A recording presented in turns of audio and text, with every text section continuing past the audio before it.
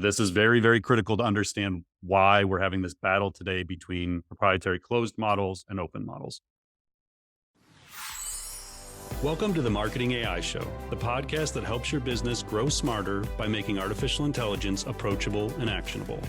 You'll hear from top authors, entrepreneurs, researchers, and executives as they share case studies, strategies, and technologies that have the power to transform your business and your career. My name is Paul Raitzer. I'm the founder of Marketing AI Institute, and I'm your host.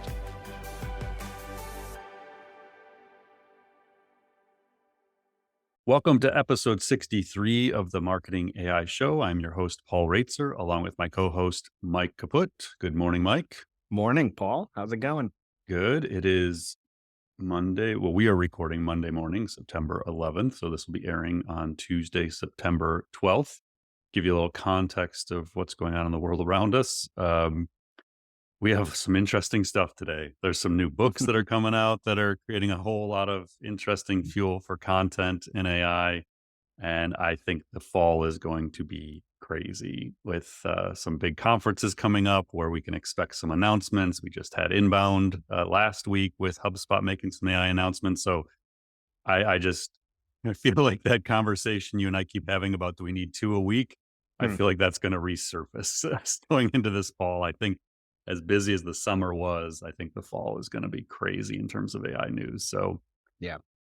here we go. Let's buckle in for another episode. This episode is brought to us by the Piloting AI for Marketers series through Marketing Institute's online academy. It's designed as a step-by-step learning journey for marketers to guide them through adopting AI to advance their companies and careers. Mike and I recorded these in December 2022. Is that right? Yeah.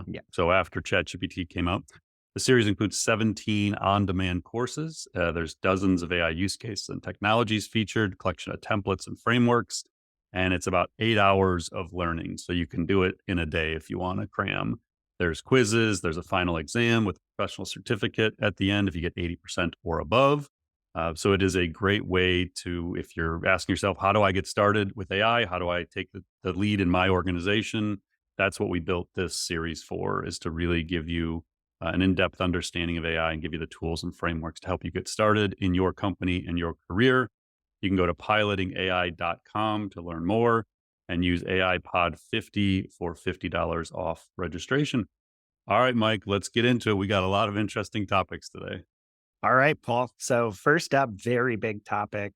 We're going inside Elon Musk's struggle for the future of AI. So we just got a never before seen look at how and why Elon Musk has decided to go all in on artificial intelligence. And this comes from an article by Walter Isaacson. You may know that name as the author of the Steve Jobs biography. And this article came out in Time, and it's basically adapted from a chapter from his upcoming book, Elon Musk, which actually will publish the day this podcast episode drops, so Tuesday, September 12th. In the article, Isaacson gives a bunch of new details on Musk's actions and how he has tried to get highly involved in the future of AI over the years. It turns out that Musk has become very increasingly worried about the development of advanced AI. And he actually considers it probable that we develop some type of super intelligent AI that could pose an existential risk to humanity if it's not properly shepherded into existence. Now, according to this article, much of his discontent with the state of AI seems to have come from some rocky relationships with Google over its acquisition of DeepMind, and some displeasure he has with OpenAI, which he co-founded. And he's unhappy that they've pivoted away from being a nonprofit lab to start that was supposed to be releasing AI advancements for everyone to use and build upon, a future that has not come to pass. So Isaacson goes deep on how Musk has spent years now developing dedicated AI capabilities across all of his companies, and that includes Neuralink, Tesla, and SpaceX. He's also now actively considering how do you use Twitter's data to actually fuel AI systems. Very recently, he announced founding an overarching AI company to tie together all these AI efforts. It's called XAI. And he actually tapped a former DeepMind employee Igor Babuschkin to join the company. So his goal here is to essentially assure that AI develops in a way that benefits humanity and also guarantees that super intelligent AI doesn't cause this existential risk to our species at large, which he seems to believe is a possible risk or danger moving forward. So there's a lot here to unpack, Paul. I want you to maybe start off by contextualizing this for the audience. If you don't follow Elon Musk as much as I would say we do, or you're only following Elon Musk recently, he's known for making some pretty big public statements, some big PR efforts, controversial statements about big topics. How serious is he about this? This is such a fascinating article. If you're, like you're saying, Mike, if you have followed AI closely over the last decade plus, a lot of this isn't new information. But realistically, for most of our listeners, this article would just be mind numbing. Like it is really, there's a lot to unpack and probably about a 2,000 word article. So I'm anxious for the book. I have it on pre-order. I'm waiting for it to arrive, as well as Coming Wave from Mustafa. And I have like 5 AI books lining up right now. Um, okay, so let's try to unpack this best I can. And I do think that this is a really important topic. That the history of AI, especially going back to 2011, is so essential to understand what is going on right now and all of the different key players. So we're going to, mention some different names in here, we'll mention some different companies, but again, I really think it helps to understand why we're in the moment we're in business and in society if we understand the interrelations between all these different companies and AI players. So let's start to unpack this. So I started studying AI around summer 2011, right after I finished the manuscript for my first book, which is basically around the same time that this article starts. So they start with the story of Elon Musk meeting Demis Hassabis, who had created DeepMind and at the time was trying to raise money for DeepMind. DeepMind eventually sells to Google. We'll get to that in a minute. So they meet in 2012, hit it off. Hassabis comes to the SpaceX facility. So keep in mind, again, Elon Musk started SpaceX in the early 2000s before he got involved with Tesla. So he convinces Musk during that tour that AI is an existential threat to humanity. And Musk starts becoming extremely concerned and decides on the spot to put $5 million into DeepMind so he can stay close to AI and this threat to humanity. Simultaneously, Musk is good friends with Larry Page, one of the co-founders of Google. Used to sleep on his couch when he would stay at Silicon Valley. So Musk and Page, good friends. Musk brings up his concerns around AI, knowing that Google from its founding has been building AI, and expresses to Page his concerns around this. Page dismisses him, calls him speciesist, meaning you're for humans. Like the machine should be allowed to do what they do and develop their intelligence, and you should basically leave them alone. So Musk becomes extremely concerned about Larry Page's lack of interest in the threat of AI. So when DeepMind sells to Google, then in January 2014, Musk becomes even more concerned. And in fact, he tried a last minute effort to stop Demis from selling to Google and tried to buy DeepMind himself. And Demis chose to sell to Google anyway. There's an amazing story about that in Genius Makers by Cade Metz, a book we've talked about many times on the show. If this is fascinating to you, go read Genius Makers. It tells the story of how Demis sold DeepMind and why and all that stuff. So then fast forward, DeepMind sells, Musk becomes more concerned. So he turns to Sam Altman, who's running Y Combinator at the time. And they start through a series of dinners, decide, let's create OpenAI, which Musk supposedly came up with the name for. And let's make the most advanced AI in the world available to everyone so that Google and Microsoft and these select few companies don't control it. They go recruit Ilya Sutskever from Google. Ilya had in 2011, 2012, created a company with Jeff Hinton, who we've talked about before, who recently left Google. Ilya is one of the top AI researchers in the world, was involved in a major breakthrough in computer vision, which sort of set us on this deep learning path we're on today. And then they also recruit Greg Brockman, who was the CTO at Stripe at the time. So Sam Altman, Greg Brockman, Ilya Sutskever, Elon Musk start OpenAI. In the article, it says, as they're kind of going through this formation, one question they discussed at dinner was what would be safer, a small number of AI systems that were controlled by big corporations or a large number of independent systems. So this is very, very critical to understand why we're having this battle today between proprietary closed models and open models. We went on to say, OpenAI, this founding team, concluded that a large number of competing systems providing checks and balances on one another was better. For Musk, this was the reason to make OpenAI truly open so that lots of people could build systems based on its source code. So this becomes the friction point. Fast forward now a few years. So 2018, Musk and Altman disagree on the future of OpenAI. Musk proposes folding OpenAI into Tesla. Altman disagrees, and that creates a friction point. So it says in here, Musk's determination to develop artificial intelligence capabilities of his own companies caused a break with OpenAI in 2018. He tried to convince Altman that OpenAI should be folded into Tesla. The OpenAI team rejected that idea, and Altman stepped in as president of the lab, starting a for-profit arm that was able to raise equity funding, including a major investment from Microsoft. So Musk exits OpenAI, leaves the board, takes his, whatever I don't know how much he claims he put in, 100 million or whatever he's put into OpenAI. So he leaves and decides to chart his own path. So now we have OpenAI for-profit arm that can now go raise money and build GPT, and Musk splits off and goes his way. So it says Musk decided to forge ahead with building rival AI teams to work on an array of related projects, including Neuralink, which implants microchips into human brains, Optimus, which is their human-like robot, and Dojo, which we're going to be hearing a lot about in the fall. As a matter of fact, as of this morning, pre-market, Tesla's shares were up over 6%, in large part because Morgan Stanley sees Dojo as a major driver of enterprise value moving forward. So again, all of this is connected. All of it is driving all these different elements right now. And then he also started obviously focusing on Tesla and self-driving cars.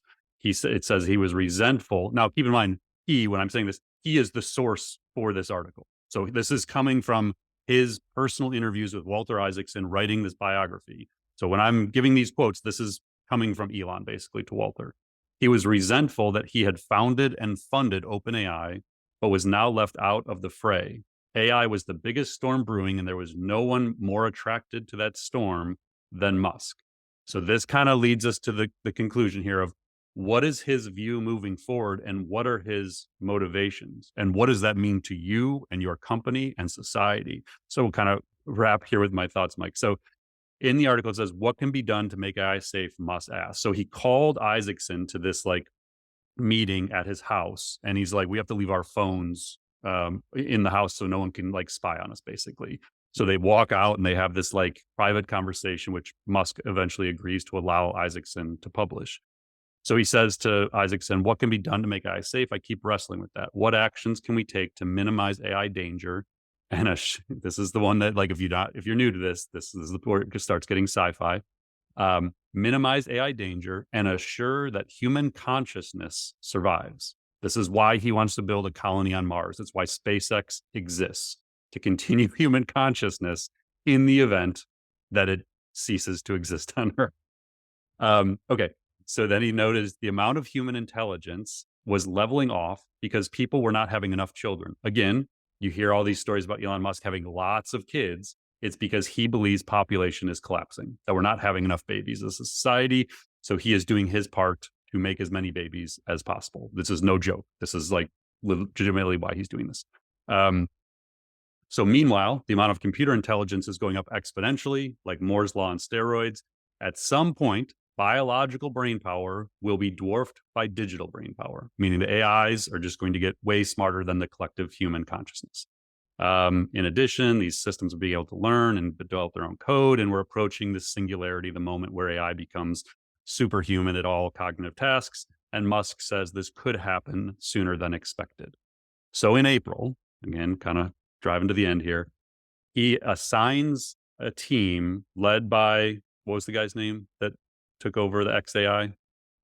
His name is Igor Let's go. Babuschkin. Okay, that was I didn't know that name. So this is a guy from DeepMind. Okay, so in April, he assigns Igor and the team 3 goals.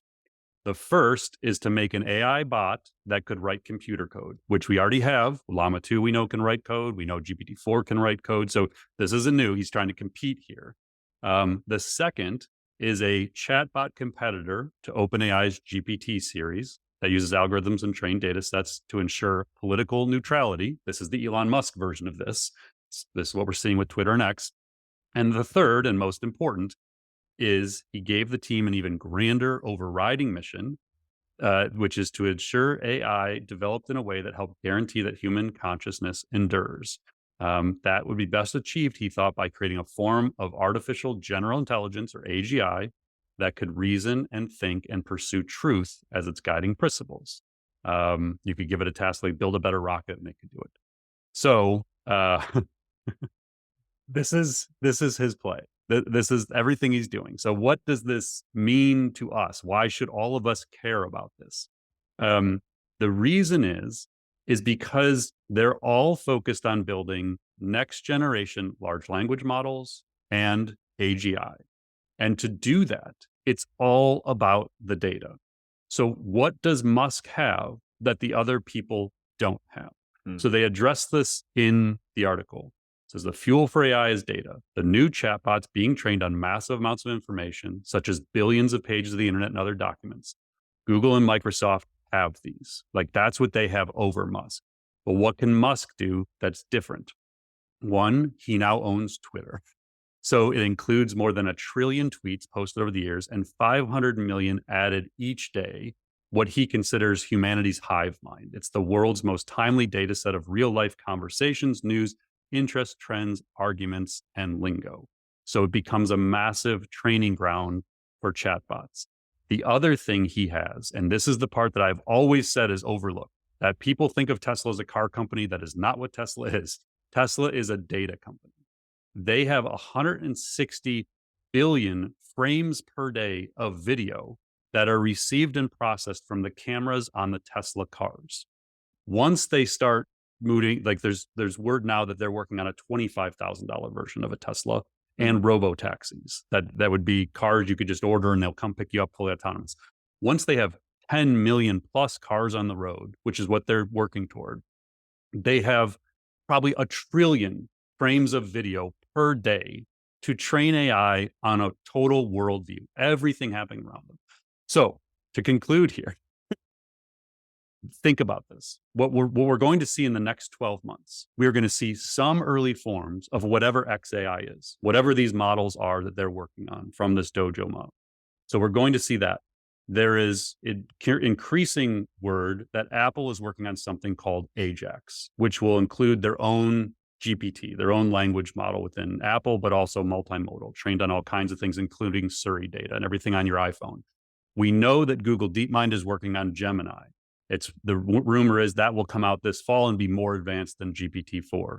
We know OpenAI is doing something. They're not going to sit still. GPT 4.5, GPT-5, like we don't know, but something will come. We do know they have a developer conference November 6th. So that's a date to mark. We know Inflection is working on something. We're going to talk about Mustafa Suleyman and Inflection in a moment. And the latest rumors that Meta is building a GPT-4 competitor, likely multimodal. What does Meta have that nobody else has? They have Facebook, they have Instagram, they have WhatsApp, they have Oculus. So again, when we think about the future and you're trying to figure out what does your career look like, what does your business look like, what does your industry look like, this is why we say it's almost impossible to solve for that. Like, it is like no one has a clue what's going to happen because just the variables of this story are so significant and the implications of what it means and what people are going to build, it's so hard to envision that. And so that to me is at the end why this story leads off today and why it's so relevant is the history of all of this matters. The interrelationships between all these key players in AI matter because they're all affecting the decisions that are going to be made that are going to drive the future of technology and business and society and education. And all we know to be true is the rate of change is accelerating. And every signal we see means it shows it's going to keep getting faster. I need a drink of water. Wow, that's fantastic. I feel like just given your unique context into the last 10 plus years of AI plus Elon Musk, that's a really unique perspective. I think people aren't going to be able to get everywhere else, which is really, really cool. But yeah, it's we're in for a weird future, it sounds like. Maybe sooner than we think. I really think this fall is going to be crazy. Like if you think about last November 30th was when ChatGPT came out. Like we're not even a Yeah, year into this yet. right. And I don't know that we're going to have a ChatGPT level event this fall, but I think collectively you're going to see a series of major milestones in AI in the next 3 months. And collectively by the time the holiday season rolls around, we're going to be reimagining businesses across every industry. Like I really think we're going to see some massive innovations in the next like 3 to 4 months. Man, I can't wait. We're going So to certainly have plenty to talk about. So, in our next topic today, we wanted to cover a little further Google's Duet AI for Google Workspace. Now, in a previous podcast, we talked about how Google had released Duet AI, which is an AI copilot that works across different Google Workspace apps. So, think things like Docs, Sheets, Slides, Gmail, and Google Meet. And we actually at Marketing AI Institute took a pretty deep dive into the capabilities in Duet AI across these different apps in our, Google business account. And over the last week, especially, we've spent hours kind of kicking the tires of different Duet AI capabilities across all the main apps. And, at least I definitely have some thoughts on how marketers and business leaders can take advantage of these new AI capabilities and what they should know. So we wanted to do something a little different here. And, Paul, you can maybe kind of set the stage of where we're at when it comes to us as an organization trying to experiment with this technology. And then I can dive into some of the takeaways, some of the things we tried, some of the things we found as we explored these apps. Yeah, I think it was last week's episode we talked about one, you need a Google admin access in your workspace. So if you're a listener and you don't have admin access, you're going to need someone in your organization that does. So this again is assuming you're using Google Workspace in your company. These same type of capabilities will be available through Microsoft Copilot as well. But right now, Google's sort of first to market with wide scale availability. So you need someone in your organization to turn on admin access and then assign the Duet AI licenses to users. So in our case, we selected a small group of people within the organization to test it. And what we did, and this is what I would kind of recommend, is again, have someone be the point. So we made Mike the point person for testing throughout the week, just so we could talk about it today. We're not done with our testing, but get initial reactions. We created a single doc in Google Docs as a sandbox for experiences. And what we'll often do is put like subheads for Paul, Mike, Kathy, Tracy, like whatever. We'll put the people in, and then you'll have those people go through and make their notes. And then the tertiary like heading would be Gmail experience, Docs experience, Sheets experience. So kind of create an organized way to document what you're going through, however your organization does it. So for us, that's how we'll often do it when we're just throwing something together quick. And so that's what we did here was I turned on the access from admin. I assigned licenses out. We created the doc and said, okay, when you have a chance to go through and do this, organize your thoughts here, your experiments, your questions, anything about that. And then we can go back in. So we're sort of sharing on the fly here. Like we're still in the midst of testing, but we wanted to be able to report back some tangible thoughts so far. And again, for us, we threw Mike in the lead here. And so we're going to kind of turn over and let Mike walk through some of his thoughts related to Duet AI and Google Workspace. So I'll try to keep this brief, but just to kind of contextualize this for people, because not only is this, I think, instructive for what can you actually find in Duet AI features, but also just kind of a look at kind of maybe a V1 process of how I'm kind of thinking about these tools or any type of AI technology. So I actually started off not even by using the technology. I started off by actually trying to dive into anything that would give me an overview of what's even possible here. And so Google actually had a really helpful handbook that we can link to in the show notes that came with one of the blog posts on Duet AI. So it was about 15 pages or so. So I kind of skimmed through that and really just tried to get a sense of, okay, where do I start? What use cases might I want to explore? And there is this really good section on 5 ways to use Duet AI to work smarter. And they break it down in the following way. First, it can help you write. So across different apps, you're getting some writing assistance. It can help you organize. You can organize data. It can help you visualize. There are ways to create art and images from simple prompts. It can help you connect. It says you can use AI to have better calls with enhanced video, audio, and custom background. And last but not least, it can help you create an app. You can actually use certain features across some of Google's tools to build business apps using language prompts. Now, I will say full disclosure, I did not test that feature. Maybe we'll do that moving forward, but I wanted to really get started with tools that we were super familiar with and that we used every day. So I'll jump into each tool and kind of what I found with each one, and then maybe zoom out of overall kind of how I'm thinking about this. So first up with Google Slides. So really the bulk of the features as of today, and they're releasing new features all the time, is really a help me visualize feature, which is kind of an image generator. So basically, it will provide you with some inspiration. It'll say, hey, here's a prompt and here's a photo that goes with it that you could just drop into a slide. They seem to be just random. They're pretty cool, but like have no real rhyme or reason.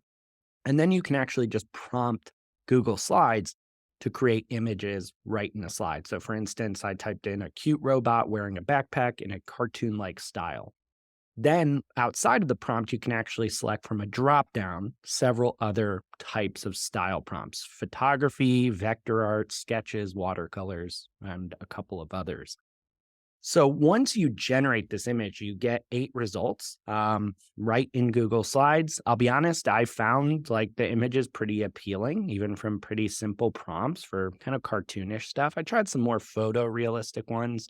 It was not nearly the level of quality I've seen in a tool like a Midjourney, but I found it really, really helpful actually to just have it right in the slide. I often struggle to get fresh art, use stock images. I'm not often always just jumping into Midjourney and spending hours trying to prompt a really cool image. So for a really quick and easy image, this was quite a useful feature. Now, it actually, as of today, cannot actually read data or information on the actual slide. So I actually was trying to test out if it could do that, try to break it, try to see what put it through its paces. I think that functionality is coming. It seems to allude to the fact it is, but as of right now, you can't be like, hey, turn these 3 bullets into, a fancy visual. So that would be really cool, I think, to have moving forward. Or it's like recommending visuals as you're putting Right. content in would be really cool. Yeah, because right now those kind of recommendations are just random images where they're like, hey, that might look cool. And you're like, well, that has nothing to do with my presentation. Now, when I jumped into Gmail, this basically consists of a help me write button. So I actually started off trying to see if it understood well the context of previous emails. So I asked it to summarize questions that were in a previous email from someone. I was doing a podcast interview. They said, hey, here's the questions in advance we're going to talk about. And it seemed like it did a pretty okay job of saying, okay, I can go read these past emails and write to you what's in them verbatim. This isn't really like the intended use of this, but I did want to see, like, can I just jump in and instead of having it write an email for me, can it just summarize sometimes? Like if there's a thread someone forwards me. I tested that. It actually worked pretty well. It's really, really light though when you ask it to summarize something. I mean, it did a great job of summarizing all the details from an event email from an event I'm speaking at in a couple weeks, but it was not at all remotely like in-depth details. Again, not really what it's meant to be used for, but I found that was interesting. I started then trying to generate emails. Now, this might just be my personal preferences. I tend to honestly get a lot of value out of when I send an email, putting a lot of thought into it in order to like, if I can send one email that solves a lot of issues down the line, it's well worth spending time on versus an ill thought out response. So I don't know personally how much I would be using this to generate emails. I gave it a prompt of, hey, I've been asked to speak at an event, but I can't attend. Someone asked me if I could do a virtual event instead. I still can't make it, but I'd like to really write an email politely declining. So not something super, super important, but just seeing what it sounded like. And it wrote a great response. However, it doesn't sound anything like me. So like, that's also an issue. I mean, I would know in a heartbeat, probably, at least with colleagues, if somebody used this because it wouldn't sound a single thing like them at all. So I found that to be relatively limited use. And again, I don't know if I'm the best person for it just because I'm today not super comfortable with outsourcing really core communications. And for something that's not a core communication, it doesn't take long enough for me to be automating this, but it could be helpful for other people moving forward, especially if you're someone that has a hard time shortening your emails. There's features where you can highlight the text and have it rewrite it for you. That was quite helpful. I could see that if you are long-winded in email, that would be a useful feature. That's gotta be something they're working on where it just automatically pulls your last 20 emails as context for the prompt in essence and like automatically writes in your tone and style. That just seems inevitable, Well, right? I know other tools that through plugins do that. Yeah, They learn they your have writing to. style. No So one's I gonna assume use it's this just coming. otherwise. Right. Yeah. Yeah, because you would know in a heartbeat that, given how long we've worked together, if I used this to write an email and didn't edit it, you'd be like, this sounds really Yeah, it's strange. kinda like when you see LinkedIn messages that have 40 Yeah. emojis in them, and it's like, well, you obviously use GPT-4 because it loves emojis. Right, Like, right. which tip to people, if you're putting LinkedIn posts up and it's like it has a slew of emojis, please take them out. It is so obvious. Either you love emojis more than GPT-4 does, or you're just using ChatGPT to write your LinkedIn posts. But emojis, like, please stop. It's just too much. And I love Yeah. emojis as much as anybody, but get them out of your LinkedIn and Twitter feeds, please. So then I tried out Google Sheets, and I'll say there wasn't a ton here to do yet. Now, I'm super excited for what's possible here, but right now, all it will do is generate sample templates for different types of tables or things you want to do in a spreadsheet. Now, this wasn't bad. I actually said, I'm promoting an ebook on my website across all common marketing channels. Can you create for me a project plan with space for like activity owners and all the tasks we should do? It did a great job of actually producing that Hmm. with decent suggestions. So there's a little bit of an ideation thing here that might be helpful.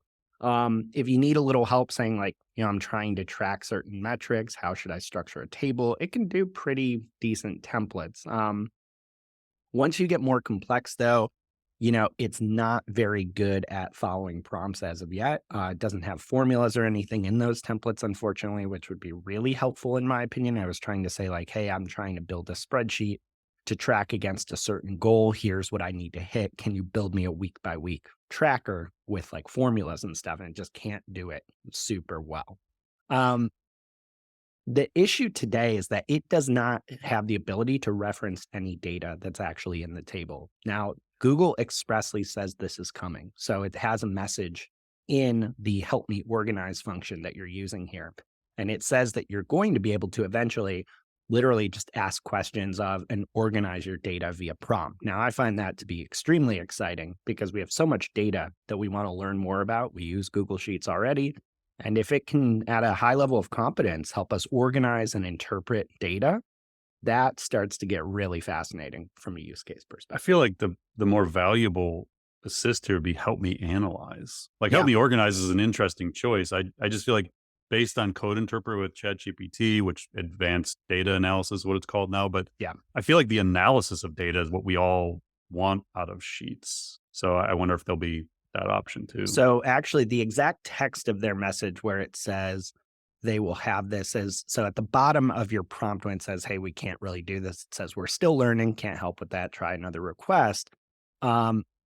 Soon, help me organize will be able to accurately edit and analyze content in your spreadsheet. So that would be really cool if that Yeah. ends up being as robust as something like advanced data analysis. And that's something like, again, given how well received Code Interpreter has been and how valuable, I gotta guess they're racing to get that feature built into this because they're going to have it by the fall, I would think. Like I don't see this as a year from now. Like if they're already touting it's coming, they probably have it in full blown testing right now and they're just working out the bugs. Yep.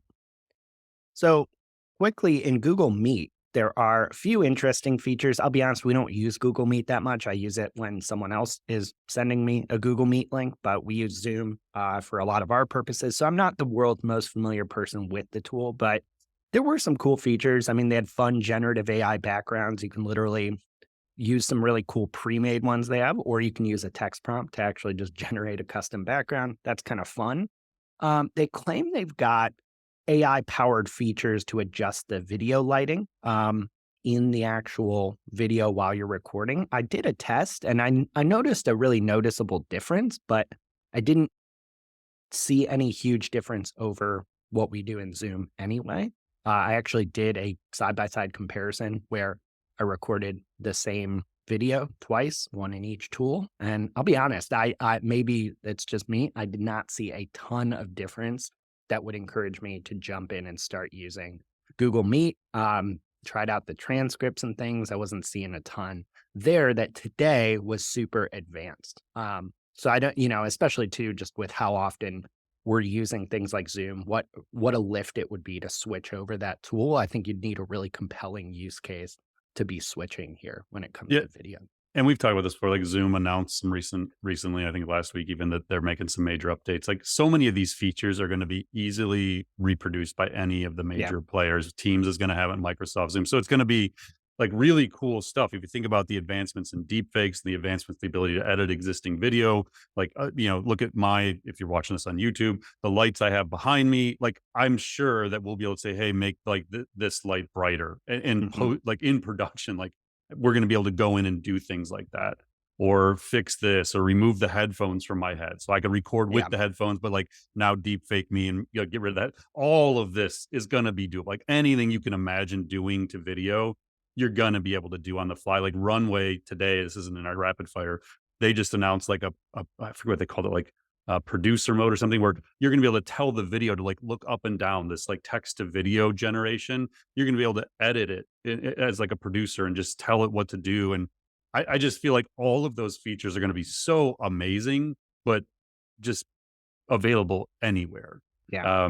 So yeah, I agree. It's like we're not switching to Google Meet because of these. Some are just nice to have features, but Zoom will have them in 3 months. For sure. And so I'll quickly wrap up here and just talk quickly about Google Docs, because this is the one I was most interested in testing, given the amount of writing we do in Google Docs, given how we're using other AI writing and content tools for our podcast process, for our blog posts, things like that. So I basically tested out on some existing workflows of trying to summarize content, reword content, write actual content for us, not that we would publish it, but as a first draft, help me outline stuff.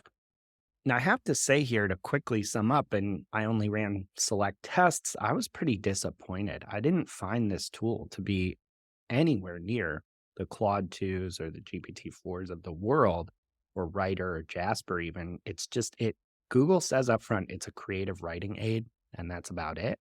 So I get that. But I was like, you guys are building core language models. It doesn't like get language wrong, but it's not great at summarization. That was probably the best thing it did, but it still took multiple prompts to try to get it to actually summarize things helpfully. Even when prompted to write something based on a podcast transcript, it wrote a full post that was totally coherent, but even when instructed to, it didn't use a lot of the content of the transcript. It took the topic of the transcript, say we had a transcript on the release of ChatGPT Enterprise. It got the topic right, but then it went ahead and just wrote a blog post as if you said, write me a blog post about ChatGPT Enterprise. It didn't do anything like Claude 2 will extract quotes, will actually just structure what you've already said in the podcast into a post, which is extremely valuable for us.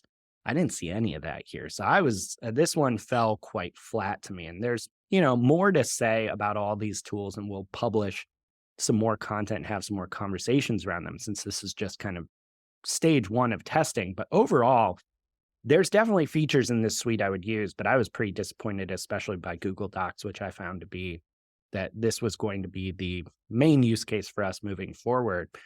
It can't do anything like create social shares very well from a post. I dropped a post into Google Docs and said, create me some social shares, some tweets based on this. It literally just split up sentences, didn't even do anything with like any amount of reason or creativity. The other tools today can do that at a very high level, I would argue. So I didn't find this to be very helpful at all. So that's kind of where we ended our existing experiments, and we're going to kind of be doing more of that moving forward. I got a couple quick questions. So given our experience with Google Bard, I'm not surprised by your experience with Google Docs. It's unfortunate, but that's kind of what I would have expected. Okay, so based on just 1 week of trial, does it replace any existing tech third-party AI tools that we're using for you? Third-party AI tools, I would say right out of the gate, no. Okay. One of the big questions we had is, does it replace like an AI writing tool? Like we use Jasper, we use Writer, we use Yeah. ChatGPT, we use Claude. Is it complementary to those, I'm str or yeah, I'm or is it just struggling not? to You're just not even see. going to use it? Honestly, I'm struggling to even see how it's complementary as of today, just Okay. because of the ways in which we use it. I think that could change pretty quickly, like you were saying, if they roll out some more of these features and it gets a little more robust as an actual writing assistant and gets to a baseline, it would be simpler to use Mm. this tool natively in Google Docs than in third-party tools. Okay. Any clear use cases that would change your workflows as of right now? Now I'm asking Um, as the CEO of the company trying to decide if I'm going to pay $30 a month starting right. next week for this technology. Yeah, as of today, I mean, honestly, Google Slides was the biggest one since we don't really use Google Slides, but there's nothing stopping us from doing it. Yeah. Having image generation would be pretty helpful with all the decks we have to build for public speaking. Right. Um, I think if the Google Sheets functionality they are teasing ends up being legit, I think that's worth the price of admission alone. Yep. However, as of today, like, should I say tomorrow we should be paying $30 a user for this? I'm not sure just because of our particular workflows, but also if the writing was just much more robust, I think you have that's a clear win, even if the Yep. other stuff isn't up to snuff. So to wrap this, like the way I think about this stuff as a CEO, the way I would advise companies to think about this is I would probably pay $30 a month for one license, and I would Mhm. put Mike in charge of ongoing testing. And then as new updates are made to it, we would have Mike jump in and run the same analysis. Take the same use cases you ran, run them again. Did it make improvements? How's it going? And so I wouldn't turn away. We've talked too many times about you cannot count Google out. Like this Yep, is an early version. We know they have more advanced capabilities than they're showing. So you can't just give up on Google. But it sounds like our assessment at the moment is we are not going to scale up a full blown pilot project with this. We're not going to turn license on for everybody in the company. We'll maybe do a $30 a month use for one person and then see how it goes from there. So yeah, hopefully that's really helpful to people because again, this is one of the ones we've been waiting for. It's like yeah, if it is what they say it's going to be, it changes everything. Well, in this case, it's not yet. So now you wait for Copilot and say, okay, well, if that's everything that demo video shows that we love so much of Copilot, then it changes everything. And hopefully they're a little further along than Google appears to be.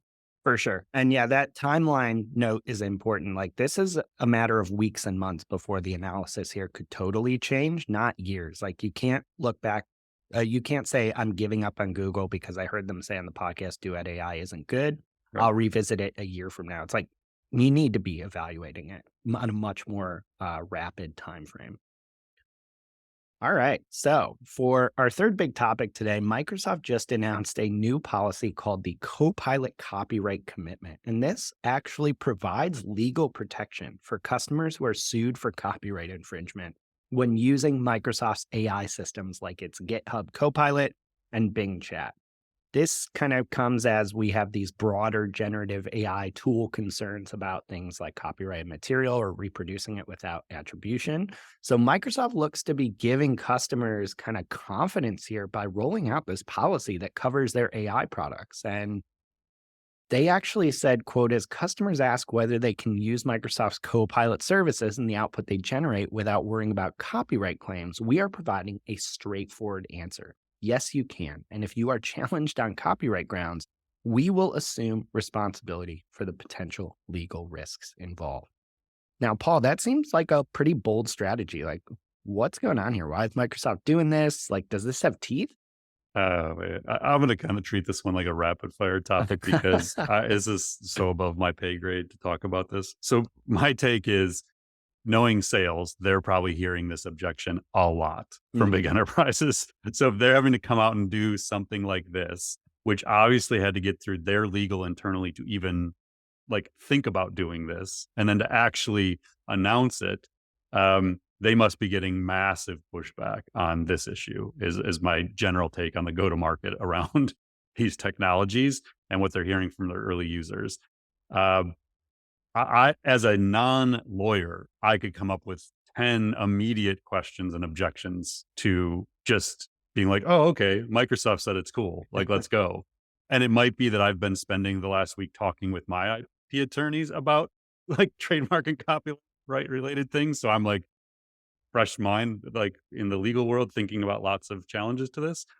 All I'm gonna say, and I'll kind of end with it, is um, great. Like, take this to your legal team and let them worry about this. Like, I can't even fathom what the contract would look Hmm, like for this agreement. Like, right. to make sure that this is true. Like, okay, so we're going to use Copilot to write code that's going to create a product that we're going to raise $20 million on, and then someone's going to sue us, and we're not going to be able to use that code. But Microsoft said it's okay, so we're like, let's not worry about it. That it just it seems like a really nice idea. I don't know how this is executed, but I am not an attorney. So Yeah, if right. if you're a big enterprise and you're thinking this is relevant to you, take it to your legal team, and that's all I got. Yeah, and with the same caveats that I'm not a lawyer, it's interesting to me that they're like, "Oh, it's okay if you get sued." Like, nobody wants that Yeah, outcome, you know? Like, yeah, even if we get to that outcome, we've already lost, right? yeah. I mean, and if that's the best answer we have for people right now, is like we have a few billion set aside to deal with these lawsuits. It's like, Yeah, oh my god, it's gonna yeah. be messier than I thought. All right, let's jump quickly into some rapid fire as we get into the end of the segment of the Yeah. podcast here. We have Mustafa Suleiman, who's the co-founder and CEO of Inflection, which you mentioned briefly before because he's also the author of a new book coming out this week titled The Coming Wave. He actually just did an interview with Rob Wiblin for the 80,000 Hours podcast, and he gave some insights into some big key topics. And given like how big a player he is in AI, I think his perspectives are really worth listening to.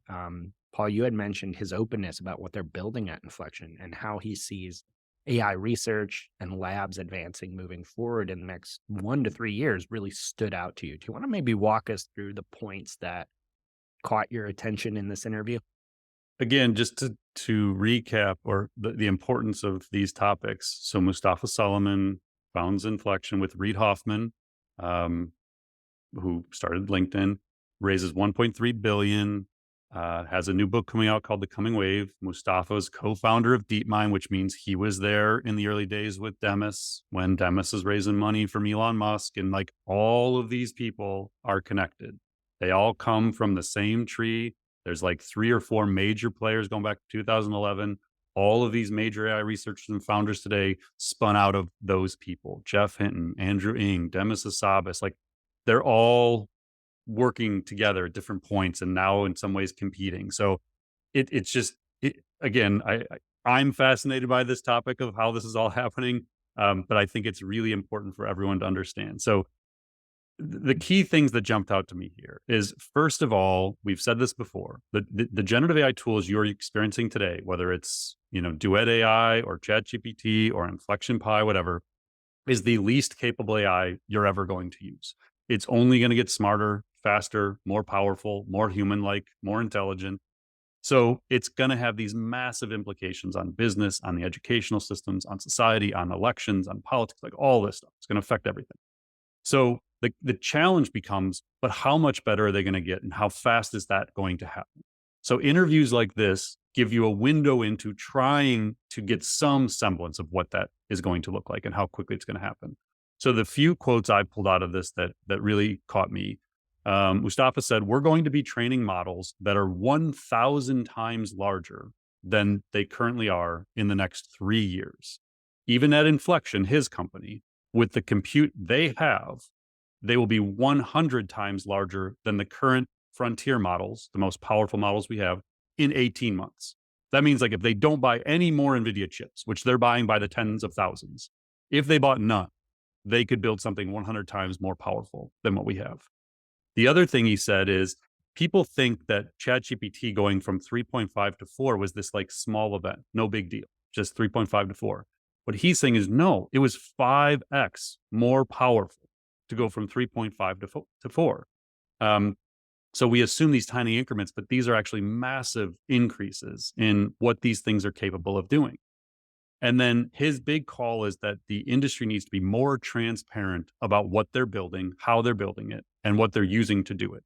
So he said, for example, it's much better to be much better that we're just transparent about it. We're training because he was basically taking a hit at Sam Altman. He's like, Sam Altman claims they're not training GPT-5. He's like, give me a break. Like, they're obviously training bigger things there. So he said, we're going to training models that are bigger than GPT-4. We have 6,000 H100s. Those are NVIDIA chips in operation today that are training models right now. By December 2023, a few months from now, they will have 22,000 H100s fully operational. And every month between now and then, we're adding 1,000 to 2,000 NVIDIA chips, these H100s. So people can work out what that means in terms of our training runs by spring, by summer. So once you know what they're capable of training on, like AI researchers can project out the size of these models and how powerful they're going to be. So to me, this kind of data makes it extremely clear that the rate of change is accelerating, and it quantifies that rate of change in some ways.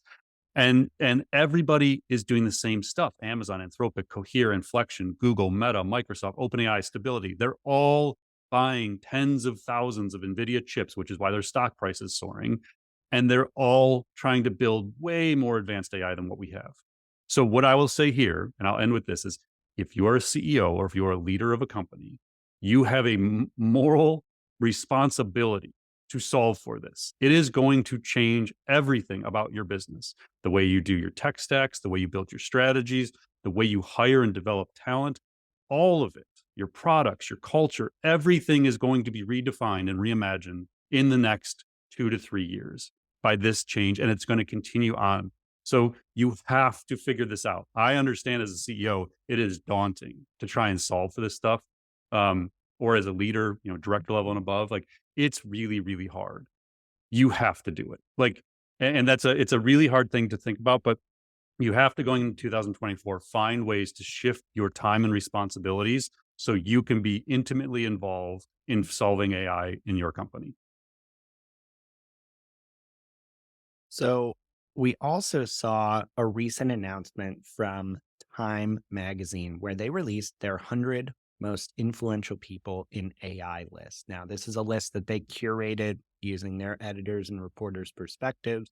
They whittled it down from hundreds of nominations, and it includes people you might expect, like Sam Altman, Demis Hassabis, Elon Musk, and other researchers and minds in AI like Fei-Fei Li, Jeff Hinton, and ethicist Timnit Gebru, and Margaret Mitchell, who we've talked about several other times on the podcast. So, Paul, as you were reviewing this list, anything jump out to you in terms of people included or not included?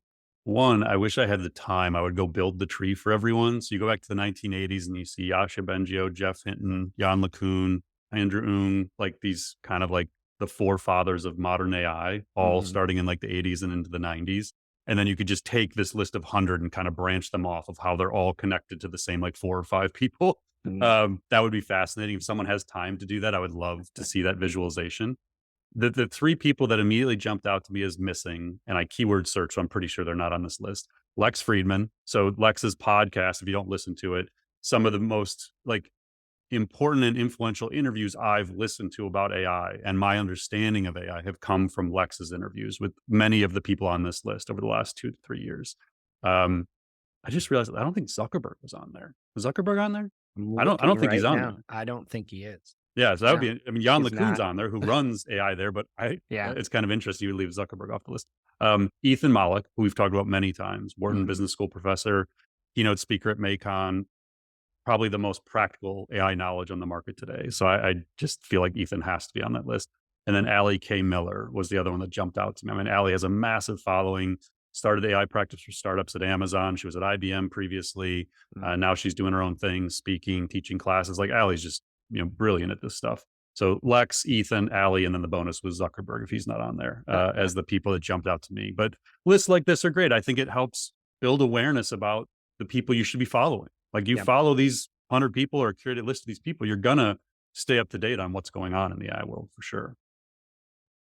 So we just got another release of a important foundational AI model, Falcon 180B. And this is an open source AI model that is now the largest openly available model with 180 billion parameters. And according to Hugging Face, which is a repository of a lot of these models, They say that in terms of capabilities, Falcon 180B achieves state of the art results across natural language tasks. It actually is beating or topping the leaderboard that Hugging Face has for against models like Google's Palm 2, and they are considering it on par with Palm 2. That makes it, in their words, one of the most capable LLMs out there. This model, like its predecessor Falcon 50B, was created by the Technology Innovation Institute, which is a research lab funded by the government of Abu Dhabi. So, Paul, how significant is Falcon 180B? Yeah, I mean, this goes back to the whole challenge of open versus closed frontier models. They're building, this and Llama 2, I guess, are probably considered largely the most advanced open models right now. It can potentially be very significant. I think there's massive resources, billions of dollars from a government entity being poured into building an open model. And, I think it's just going to be the story of the future. We're going to have these competing choices from as businesses of building on open models versus building on closed models. But there's no apparent slowdown in the rate of innovation when it comes to the open models. And I think we're going to keep seeing that. So, another big announcement, Anthropic, who we talk about quite often on the podcast, just introduced Claude Pro, which is a paid plan for its Claude.ai chat system. And with Claude Pro, you now get 5 times the amount of usage of Claude 2, their most advanced model we talk about quite often. And this is 5x more than the Claude free tier. You also get priority access to Claude.ai during high traffic periods and early access to new features. Now, this plan right now is exactly the same as ChatGPT Plus in terms of price in the US. It's $20 a month, and it's £18 a month in the UK. These are the 2 countries where it's currently available. Should business leaders be taking a look at this? Yeah, I would do the same thing we were talking about before. Claude's obviously very powerful. We've had good experiences with it ourselves, especially for summarization of long documents like research papers. I think it can do up to 75,000 words of context in a Mhm. prompt, so you can give it tons of context up front. So again, what I would be thinking about as a company is I would have someone or a team of people who are constantly testing the most advanced models available to you. You can't just make a bet on one model or one app company, one software as a service company. I would be having someone who, in a regular interval, whether it's monthly, quarterly, is running the same use cases through these different models and trying to see. So pay your $20 a month for Claude, pay your $30 a month for Duet, pay your $20 a month for ChatGPT Plus. Like, just absorb that as research and development costs, and you have to continually test this stuff. So, in terms of other AI announcements, we have a big one from popular marketing automation and CRM platform HubSpot. They actually just unveiled their AI roadmap as part of their inbound conference. So, this roadmap details the AI capabilities that they're launching throughout 2023. That's across their marketing, sales, service, and CRM hubs. And these launches include things like the existing capabilities they released earlier this year. So, like their generative AI content assistant, but it also includes new features coming like AI sales forecasts, advanced AI chatbots, and what they're teasing as an AI powered website builder. So, Paul, I'll let you get into the context around you and HubSpot because there's a lot of it there. You have a deep familiarity with the platform and the company's evolution. What did you make of the roadmap? So my past life, I think most people are aware of this, but maybe not. We have a lot of new listeners. So I started a marketing agency in 2005. We became HubSpot's first partner in 2007, and I built and scaled my agency on the back of HubSpot largely. Most of what we did was advising, consulting, and integration work for HubSpot clients to help them grow their businesses. And then I sold that agency in 2021, but our institute is still powered by HubSpot. So we still use the platform today. So I've been a HubSpot advocate and user since 2007, basically. Um, Pretty intimate knowledge through the years of what they were or weren't doing with AI. I would say that they, through the years, were maybe a little slower on the uptake in terms of the impact AI was going to have. So while Salesforce and Microsoft and Google and others were building massive research labs and buying up AI companies, HubSpot wasn't necessarily playing in that game. They were doing some interesting, like machine learning driven capabilities, like lead modeling and things like that. They were doing some with language generation, but generally speaking, it wasn't an advanced AI platform, I would say. And I think for HubSpot, like many software companies, ChatGPT was a wake up call. and generative AI certainly ushered in a new way of thinking about the future. That being said, Dharmesh Shah, the co-founder and CTO, and a friend of mine, has, I think, seen this vision for a long time. He's given talks at HubSpot's annual conference Inbound about AI, going back to like 2018. So I think that they're all in on AI now. I think they're playing catch up in some ways in terms of their generative AI capabilities, but it's so early right now that I don't see that as necessarily a disadvantage. And what HubSpot has that we talked about earlier is data. They have a lot of proprietary data based on millions of users of their platform, CRM data that can be very, very interesting for emails and web pages and marketing campaigns and sales efforts. So I would pay attention closely, especially if you're a HubSpot customer. We talk about a lot of the fastest ways to get value from AI is to use the existing platforms you already have better, use smarter features. You don't have to go through procurement to get approval for these third-party tools. It's just like if HubSpot can build these capabilities in and they're actually valuable and very user-friendly and take advantage of all the data HubSpot has, then it could be a game changer for HubSpot customers. I don't think it's there yet. My experience with these tools has been they're very raw and early. But I also know based on inbound and conversations with HubSpot, what they've said publicly, I don't think there's any doubt that HubSpot is all in. The other thing I'll say is HubSpot's stock has crushed it historically. Like they have continually exceeded expectations, and none of that is because of AI. So I think when I look out to the future of HubSpot, if they get AI right, this is a company that has been extremely strong and grown continually through the years. And if they can now mix in AI knowledge and capabilities, then it can be a really impactful play to their enterprise value moving forward and the value they create to customers.